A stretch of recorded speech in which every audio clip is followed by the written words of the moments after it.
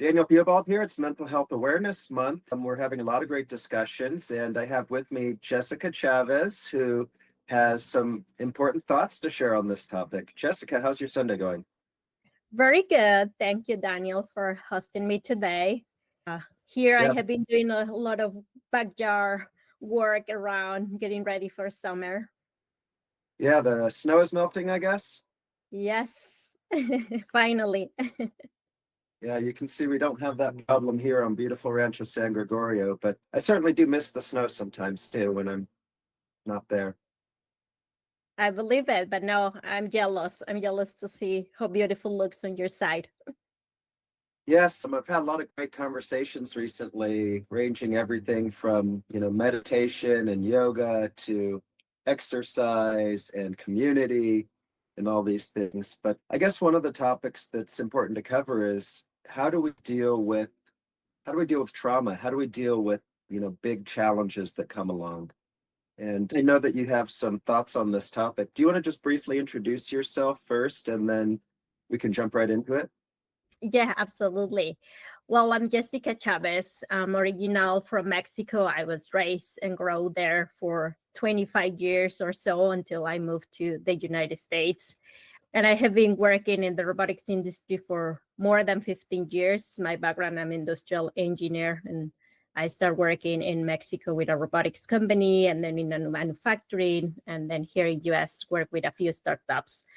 So it has been, of course, challenging even leaving my family and my life in Mexico, right? It wasn't easy to leave things behind and then move trying to follow a dream, right? Even from that, it started trauma when you have to leave all your family there. I was alone here, well, at that time with my husband, who is now my ex-husband, which was, of course, another trauma as well. But anyhow, sometimes even that moving and leaving your country and leaving all your things leave a mark on you. Get things going, growing to this career is challenging also because you face that there is not a lot of diversity around. And Yeah. that's a lot of challenge, right? Having people that looks like you, like things like you, that have this culture like you, even learning the language, that's a challenge. Right. Well, so Jessica, share with us a little bit on that. When you're in an environment where, the people around you don't look like you, don't talk like you, don't think like you, I imagine that can be very isolating. Yep, absolutely. I would say, although I'm a social butterfly, I always like to meet new people and get to know new people. Although at the beginning it was very frustrated, right? Because I remember not being able to fully understand what they were saying or fully be into their conversation. So it's feeling like, oh man, cannot connect with these people. And I like to connect with people. So it was feeling a little isolated, not being able to do it. And then for me, being able to work was something always that is part of my life. I wanted to be working. I wanted to be adding value, to a company or be doing something. So that was another challenge, right? Like it was like learning all the culture, getting through the process of getting a job here. Because when I moved here, I had a visa as a wife of a student. My husband was doing his PhD at that time. So I couldn't get an official job. I have to go through a process of a special visa to get to work. So even that becomes a challenge, go knocking on companies' doors and say, hey, I haven't done this. I know how to do this, right? I just need an opportunity and help me to get my visa to get it to work. So even that was a challenge, and say, hey, I don't want to be at home just sitting and waiting for an opportunity. So definitely isolation at the beginning. Yeah. How did that manifest itself in your life? I mean, this isolation, this feeling of being an outsider, were you struggling to maintain your optimism? How did you deal with that? Well, I think also that time I was dealing with other stuff as well. I was going through the first loss of one of my babies, and then quickly after I lost another baby as well in the Oh, second no. trimester. So there were a lot of things put in together, and it was hard to try to define myself, right? Because it was like, okay, I'm now having the opportunities I'm looking for. Then I also want to become mom. So there were a lot of things put in together on my mental health for sure. when also I think I always see the challenges as an opportunity. That's the way I think I also was raised for. But at that time, it was hard to see what were the opportunities that were out there for me if I was having all these challenges, right? Like, how can I overcome that? But again, I think even because my personality, it was very easy to start finding people that I can connect with, that I can talk about it, that I can share how I was feeling in those moments.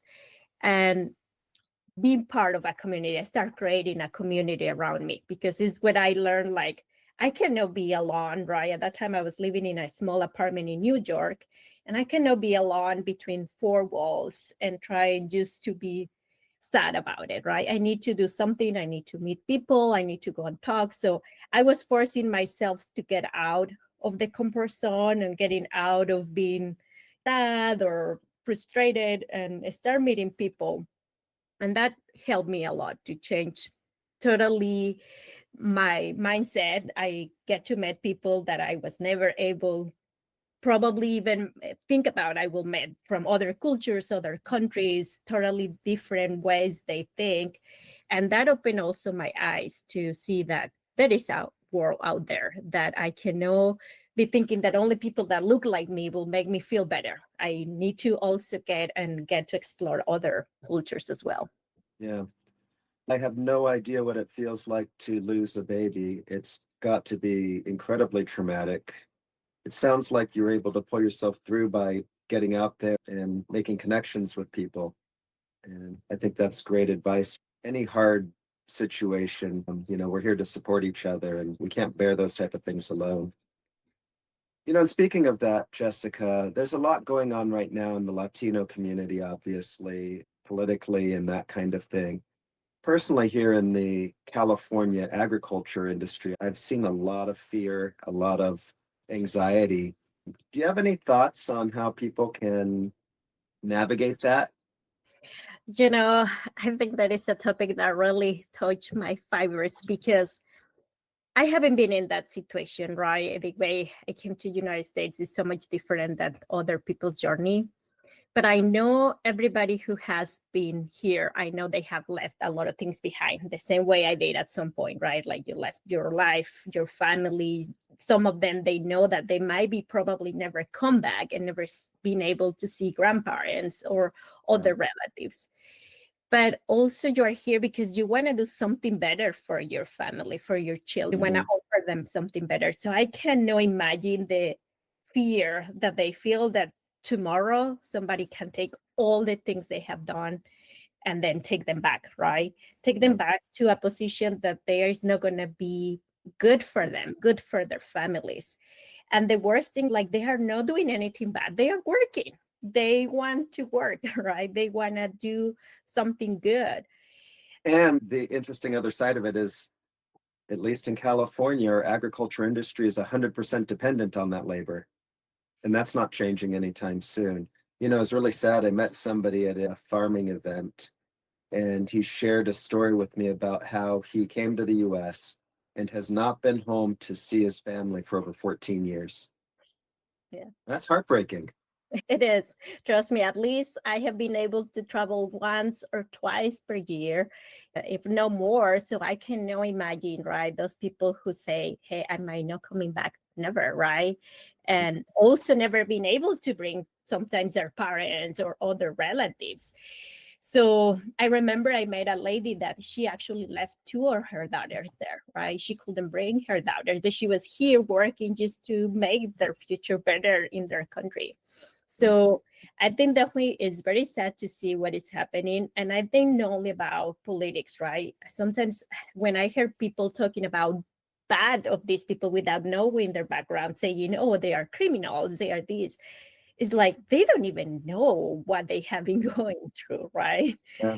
And Well, anytime we generalize to that level, we're obviously going to be wrong. There are criminals of all backgrounds, and they're great people of all backgrounds. And yeah, really appreciate you being willing to share with us some of your challenges and strategies. And it sounds like getting out there and making connections and keeping a positive attitude as much as you can has really been the key to your success.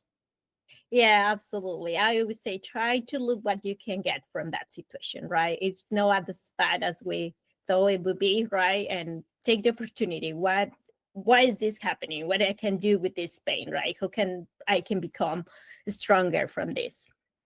Yeah. Well, thank you so much. And for anybody out there, please let us know what you think about this topic. You know, particularly issues facing Latinos in this country are significant right now. And if you have other speakers that you'd like to hear from, let us know. Thank you so much, Jessica. Thank you, Daniel.